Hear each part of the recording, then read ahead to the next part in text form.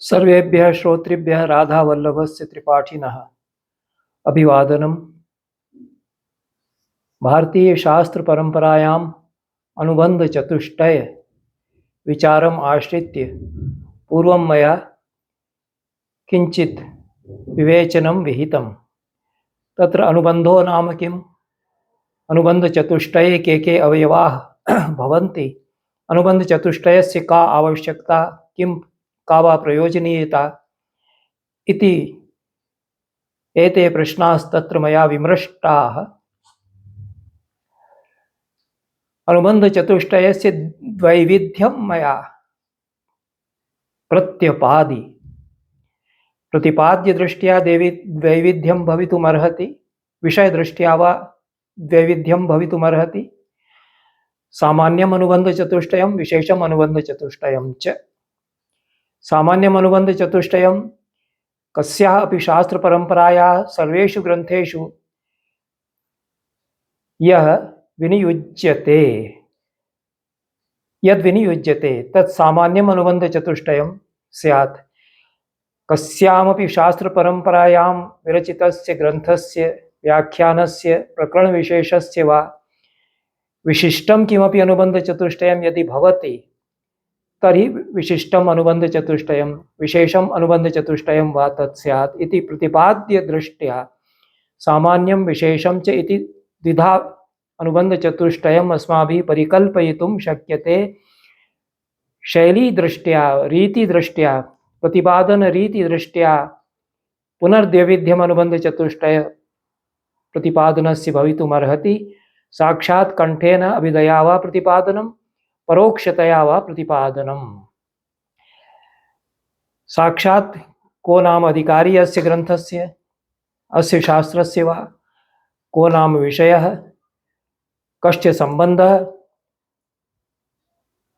किं च प्रयोजनम् इति साक्षात् यदि उच्यते तर्हि साक्षात् प्रतिपादनं भवति। किंतु साक्षात् अनुक्त्वा प्रकारान्तरेण अनुबंध चतुष्टयं विवेच्यते। समग्रेपि ग्रंथे अनुबंध चतुष्टयं यथा व्याप्नोति, अनुबंध चतुष्टयस्य लक्षणमेव एतद् भवति, अनुबध्नाति। समग्रेपि शास्त्रे समग्रमपि शास्त्रं, समग्रमपि विवेचनं व्याप्नोति। अतएव परोक्षतया सर्वत्र अनुबंध चतुष्टयं व्याप्तम्। परोक्षतैव निरूपणं यदि भवति तर्हि परोक्षतया प्रतिपादनम् इति इयमपि एका शैली भवितुमर्हति। इति शैली दृष्ट्या साक्षात् प्रतिपादनं, परोक्षतया प्रतिपादनम् इति द्विधा अनुबंध चतुष्टयस्य भेदौ परिकल्पयितुं शक्येते। तत्र प्रथमस्य भेदस्य उदाहरणमहम् अस्मिन् स्वकीये वक्तव्ये दातुमीहे। सामान्यं यद् अनुबंध चतुष्टयं साक्षात् प्रतिपादनं च यत्र भवति इति अनुबंध चतुष्टयस्य शास्त्रे सामान्यतया यत् स्वरूपं तस्यां शास्त्र परंपरायां विरचिते ग्रंथेपि तदेव अनुबंध चतुष्टयं यदि स्वीकृतं तर्हि सामान्यम् अनुबंध चतुष्टयं और साक्षात् यदि प्रतिपादनं क्रियते तर्हि साक्षात् प्रतिपादनम् इति उभयोरपि भेदयोः प्रथम भेदस्य उदाहरणं वेदान्तसारे यथा उपलभ्यते तथा मया विवेच्यते। वेदान्तसारो नाम वेदान्तशास्त्रस्य अद्वैत वेदान्तस्य प्रकरणग्रन्थः कश्चन वर्तते।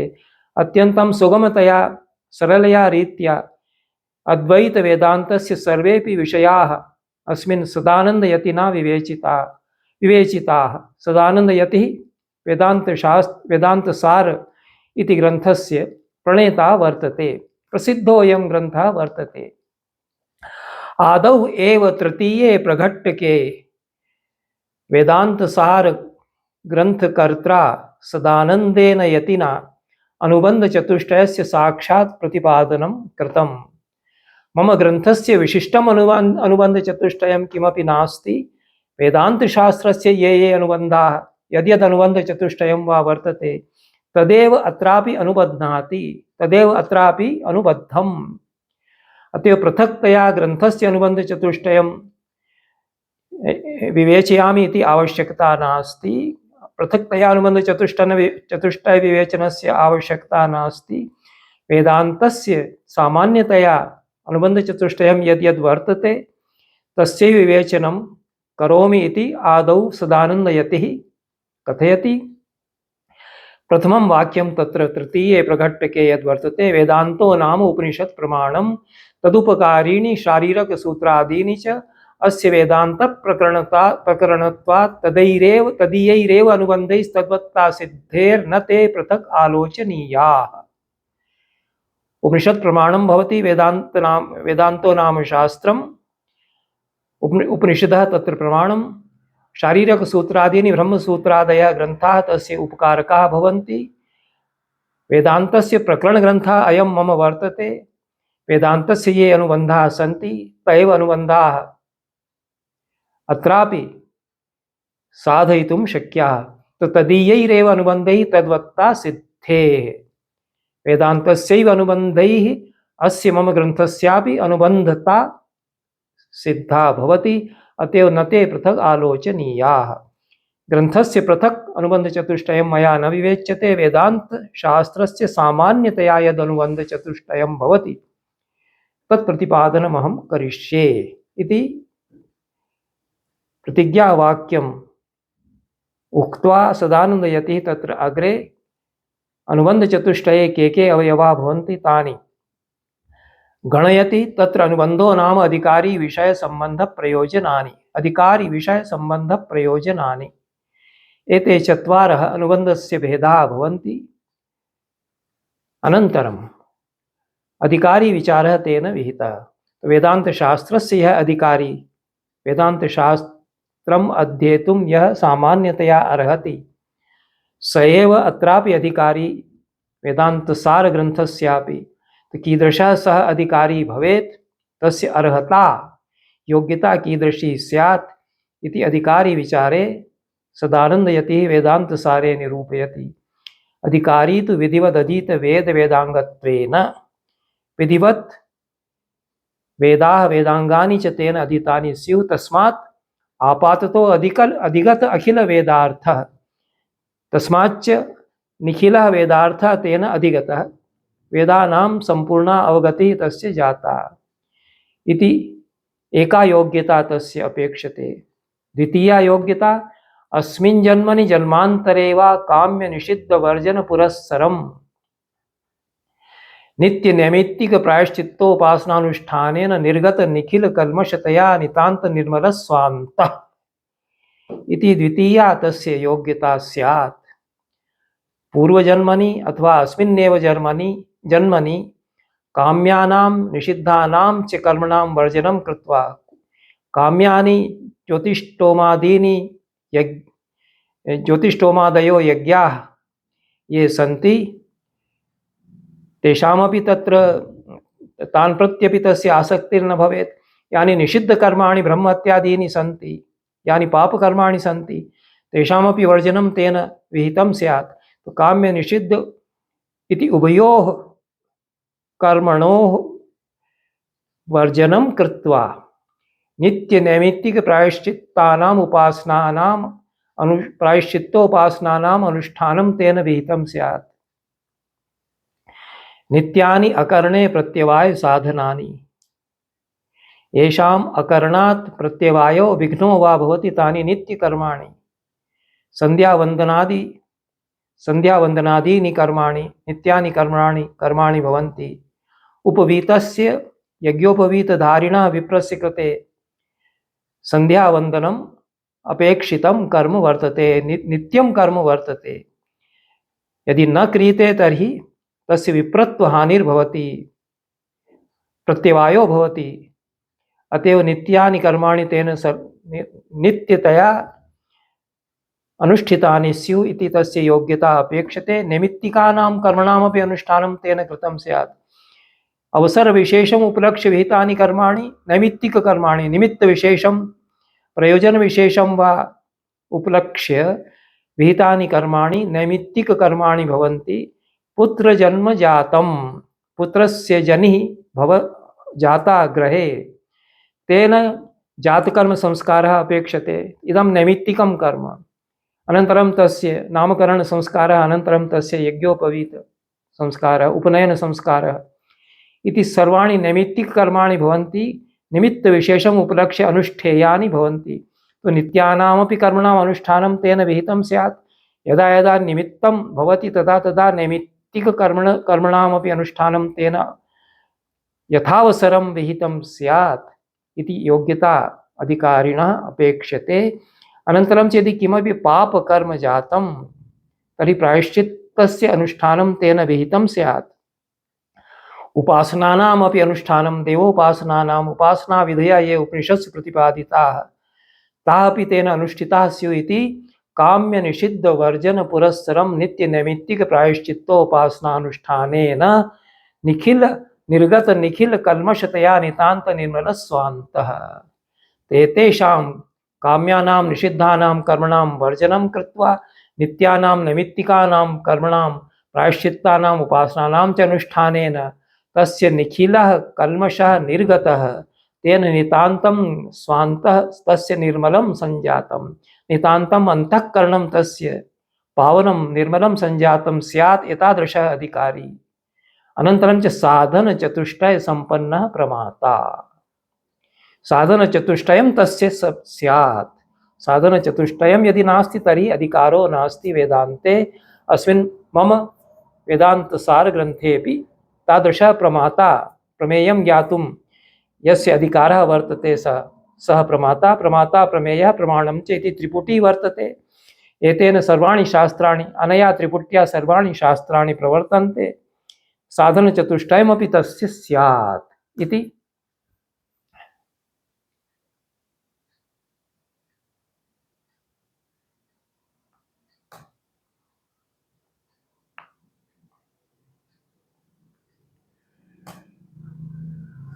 प्रतिपाद्य साधनचतुष्टयं नाम किम् इति सदानन्दो यतिः तत्र प्रतिपादयति।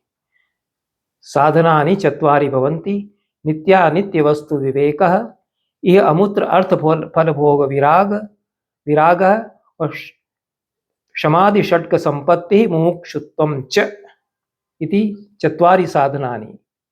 नित्यानित्यवस्तुविवेके हामुत्रार्थफलभोगविराम क्षमादिषट्कसम्पत्तिमुमुक्षुत्वानि साधनानि इति वाक्यं वर्तते। नित्यानित्यवस्तुविवेकः इति प्रथमं साधनम्, इह अमुत्र अर्थफलभोगविरागः इति द्वितीयं, क्षमादिषट्कसम्पत्तिः इति तृतीयं साधनं, मुमुक्षुत्वं च इति चतुर्थं साधनम् इति कृत्वा साधनचतुष्टयं सदानन्देन यतिना प्रत्यपादि। इदानीं प्रत्येकं साधनस्य किं स्वरूपम् इति प्रतिपादयति। नित्यानित्यवस्तुविवेकस्तावत् ब्रह्मैव नित्यं वस्तु ततो अन्यत् अखिलम् अनित्यम् इति विवेचनम्। संसारे यद्यद् दृश्यते तत्तत् सर्वं क्षणभङ्गुरं, केवलं ब्रह्मैव नित्यं, ब्रह्मातिरिक्तं सर्वम् अनित्यम् इति वारं अभ्यासं कृत्वा हृदयङ्गमः सञ्जातः नित्यवस्तुविवेकः। एतद्विवेचनं करोति तेन नित्यानित्यवस्तुविवेकः तस्य हृदये मानसे समुत्पद्यते। इहामुत्रफलभोगविरागः इति द्वितीयं साधनम्। ऐहिकानां स्रक्चन्दनवनितादि विषयभोगानां कर्मजन्यतया नित्यत्ववद् आमुष्मिकाणामपि अमृतादिविषयभोगानाम् अनित्यतया तेभ्यो नितरां विरतिः, ये अमुत्रार्थफलभोगविरागः। ऐहिकानि यानि विषयाणि भवन्ति, ये ऐहिकाः विषयभोगाः भवन्ति, स्रक्चन्दनवनितादयः सुन्दराः रमण्यः, तत्र भोगविलासादिकं रमणीयं स्वादिष्टं च भोजनम् इत्यादीनि यानि ऐहिकानि विषयाणि भवन्ति तेभ्यो विरागः स्यात्। आमुष्मिकेभ्योऽपि विरागः स्यात्। आमुष्मिकाः परलोकगताः ये विषयाः सन्ति, अमृतं सुधा तत्र स्वर्गे प्राप्यते, अप्सरसः तत्र प्राप्स्यन्ते इति कृत्वा तान् प्रति यदि आसक्तिर्भवति तर्हि आमुष्मिकविषयेषु आसक्तिस्तस्य जायते, सा आसक्तिस्तु बाधकभूता भवति। अतः आमुष्मिकविषयेभ्योऽपि विरागः स्यात्। अतएव ऐहिकानां सृक्चन्दनवनितादिविषयभोगानां कर्मजन्यतया नित्यत्ववत् आमुष्मिकाणामपि अमृतादिविषयभोगानाम् अनित्यतया तेभ्यो नितरां विरक्तिः इति यह अमुत्रार्थफलभोगविरागः द्वितीयं साधनम्। यथा सांसारिकविषयाः अनित्याः सन्ति तथैव आमुष्मिकाः विषयाः अपि अनित्याः सन्ति। तो यद्यद् अनित्यं तस्मात् विरागः भवेत्, यद् नित्यं तस्मिन्नेव तस्य जिज्ञासा स्यात् इति अधिकारिणः साधनचतुष्टये प्रथमं ब्रह्मैव नित्यं वस्तु ततोऽन्यद् अखिलम् इति नित्यानित्यविवेकः, द्वितीयं ऐहिकेभ्यः आमुष्मिकेभ्योऽपि विषयेभ्यः विरागः, तृतीयं यत् साधनं वर्तते शमादि षट्क संपत्तिः। तो शमादि षट्क संपत्तौ षड् अवयवाः भवन्ति। शमादयः शमदम उपरति तितिक्षा समाधान श्रद्धाख्याः। शमः दमः उपरतिः तितिक्षा समाधानं श्रद्धा च इति षड् अवयवाः साधन षट्क संपत्तौ अंतर्भूताः सन्ति। तेषां षण्णामपि स्वरूपम् इदानीं विवेचयति। शमस्तावत् श्रवणादि व्यतिरिक्त विषयेभ्यो मनसो निग्रहः। श्रवणं तु अपेक्ष्यते, वेदान्तवाक्यानां श्रवणं, श्रुतिवाक्यानां श्रवणं, किन्तु श्रवणादि व्यतिरिक्ताः ये विषयाः सन्ति, गीतं संगीतं स्रक्चन्दनवनिताः, ये स्पर्शेण सुखदायकाः भवन्ति, सुगन्धिताः पदार्थाः, ये घ्राणं तर्पयन्ति, ये जिह्वां तर्पयन्ति, ते सर्वेपि विषयाः तेभ्यो मनसो निग्रहः क्रियते। तान् प्रति मनसो प्रवृत्तिर्न जायते, मनसो निवारणं क्रियते इति शमः। द्वितीया शमादिषट्क संपत्तौ द्वितीय अवयवः भवति दमः। शमे यदि क्षमे सिद्धे जाते, क्षमा यदि साधितः तर्हि दमस्य अभ्यासः करणीयः। बाह्येन्द्रियाणां तद्व्यतिरिक्त विषयेभ्यो निवर्तनम्। यानि बाह्येन्द्रियाणि सन्ति, अंतरिन्द्रियं वर्तते मनः, बाह्येन्द्रियाणि सन्ति श्रोत्र त्वक् चक्षुर्घ्राण नेत्रादीनि, वाक् पाणिपाद पायु उपस्थादीनि। एतेषां बाह्येन्द्रियाणां पुनः प्रवृत्तिर्न जायेत, निवृत्तिः जायेत इति अभ्यासः दमः। और निवर्तितानां एतेषां तद्व्यतिरिक्त विषयेभ्यः उपरमणम् उपरतिः अथवा विहितानां कर्मणां विधिना परित्यागः इति द्विधा स्वरूपम् उपरतेः प्रतिपादयति। तृतीयं यत् साधनं भवति शमादिषट्क संपत्तौ यदा शमः दमश्च साध्यते तदा उपरतेः अभ्यासः करणीयः।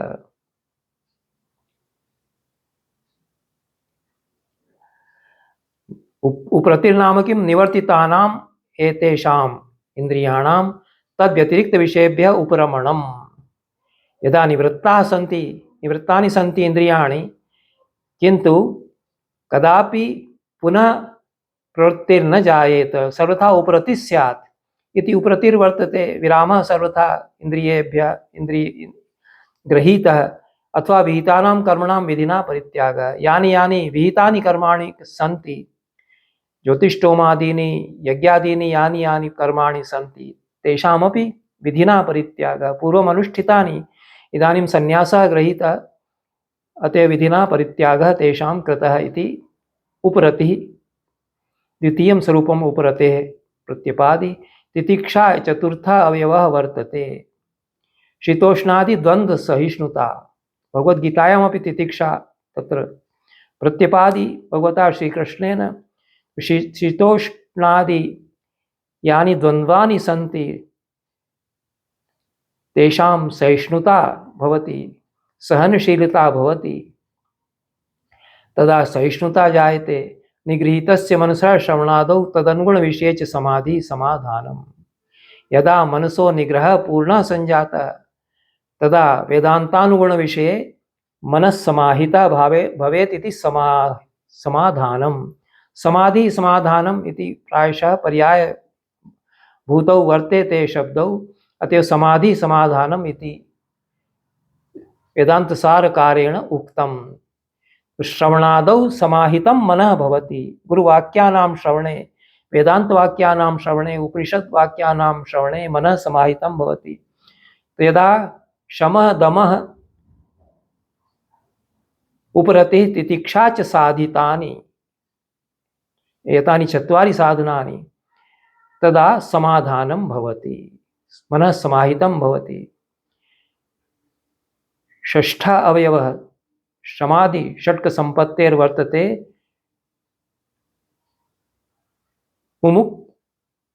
षष्ठः अवयवः वर्तते श्रद्धा समाधि षट्क संपत्तेः। गुरूपदिष्ट वाक्येषु विश्वासः श्रद्धा। गुरुणा यत् उपदेशः क्रियते यः उपदेशः क्रियते तस्मिन् उपदेशे श्रद्धातव्यम् इति श्रद्धा वर्तते। मोक्षत्वं च इति चतुर्थं साधनम्। मोक्षेच्छा, मोक्षस्य मोक्षं प्राप्तुम् इच्छा भवेत् इति मुमुक्षा मोक्षत्वं वा तस्य वर्तते। एवं विधः प्रमाता अधिकारी स्यात्। साधन चतुष्टय संपन्नः समाधि षट्क संपत्ति युक्तः एवं नित्यानित्य वस्तु विवेक पुरस्सरम् ऐहिकानाम् आमुष्मिकाणां कर्मणां च परित्यागं यह कृतवान और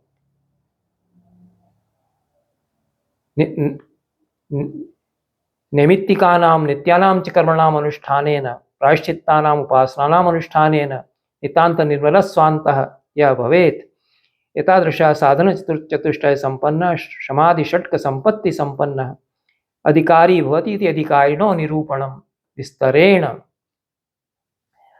विहितं सदानन्देन इति अधिकारी निरूपणानन्तरं द्वितीयः अवयवः वर्तते अनुबन्ध चतुष्टयस्य विषयः। वेदान्तस्य यः विषयः स एव विषयः वेदान्तसारग्रन्थस्यापि स्यात्। विषयो जीवब्रह्मैक्यं, जीवब्रह्मणो ऐक्यम् अभेदः वेदान्तस्य विषयः वर्तते। मम वेदान्तसारग्रन्थस्यापि अयमेव विषयः। स एव विषयः शुद्धचैतन्यं प्रमेयं वर्तते। वेदान्ते वेदान्तशास्त्रे वेदान्तसारग्रन्थेऽपि तदेव प्रमेयं वर्तते, तदेव ज्ञानस्य विषयः वर्तते, तदेव ज्ञातव्यं। जीव एव ब्रह्म वर्तते, जीवो ब्रह्मैव इति बोधः, जीवब्रह्मैक्यबोधः तदेव प्रमेयं, तदेव हृदयङ्गमं स्यात्। तत्रैव वेदान्तानां तात्पर्यम् इति विषयो जीवब्रह्मैक्यं शुद्धचैतन्यं प्रमेयं तत्रैव वेदान्तानां तात्पर्यात्। तृतीयः अवयवः वर्तते अनुबन्ध चतुष्टयस्य सम्बन्धः। सम्बन्धो नाम प्रतिपाद्य प्रतिपादक भावः। प्रतिपाद्य प्रतिपादक भावः किं? प्रतिपादकाः सन्ति उपनिषदादयः ग्रन्थाः, ब्रह्मसूत्रादयो ग्रन्थाः वा प्रतिपादकाः। तेषु प्रतिपाद्यं किं? शुद्धचैतन्यं प्रमेयम् अद्वैततत्त्वम्। अनयोः परस्परं प्रतिपाद्य प्रतिपादक भाव संबंध एव संबंधः। तदैक्य प्रमेयस्य तत्प्रतिपादकोपनिषत् प्रमाणस्य च बोध्यबोधक भावः। प्रतिपाद्य प्रतिपादक भावो वा बोध्यबोधक भावो वा संबंधः अत्र वर्तते। एते ग्रन्थाः गुरूपदेशाः वा बोधकाः सन्ति। बोध्यं च वर्तते ब्रह्म जीवयोः ऐक्यम् अभेद तत्वम् अद्वैत तत्वम्। अनयोः बोध्यबोधक भाव संबंध एव संबंधः इति तृतीयः अवयवः। चतुर्थः अवयवः प्रयोजनं वर्तते। प्रयोजनं किं वर्तते? वेदान्तशास्त्रस्य वेदान्तसारग्रन्थस्य तदैक्यप्रमेयगत अज्ञाननिवृत्तिः स्वरूपानन्दावाप्तिश्च। स्वरूपानन्दाप्तिश्च प्रमेयं यद्वर्तते अद्वैततत्त्वं तस्य ज्ञानेन अज्ञाननिवृत्तिः। अज्ञाननिवृत्त्या एव स्वरूपानन्दावाप्तिः। अज्ञानं यदि माया वा ज्ञानं वा निवर्तते स्वरूपे प्रतिष्ठा भवति। जीव एव ब्रह्म, आत्मैव ब्रह्म। तो शुद्ध आत्म चैतन्य विश्रांतिर्भवति यदा अज्ञानं निवर्तते।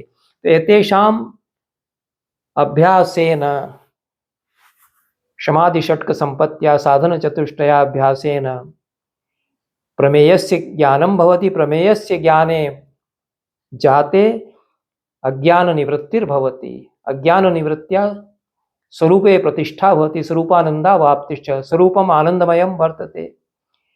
तदेव आनन्दः, स एव आनन्दः प्रयोजनम् इति अधिकारी विषयः संबन्धः प्रयोजनं वेदान्तशास्त्रस्य, अद्वैत वेदान्तस्य वा वेदान्तसारग्रन्थस्य चापि सदानन्देन यतिना सर्वं प्रतिपादितम्। अत्रैव विरमामः। अग्रिमे वक्तव्ये यथावसरं विशिष्टं यदनुबन्धचतुष्टयं भवति परोक्षतया च प्रतिपाद्यते तस्य प्रतिपादनं यथामति करिष्यामि। सर्वेभ्यो धन्यवादाः। नमो नमः।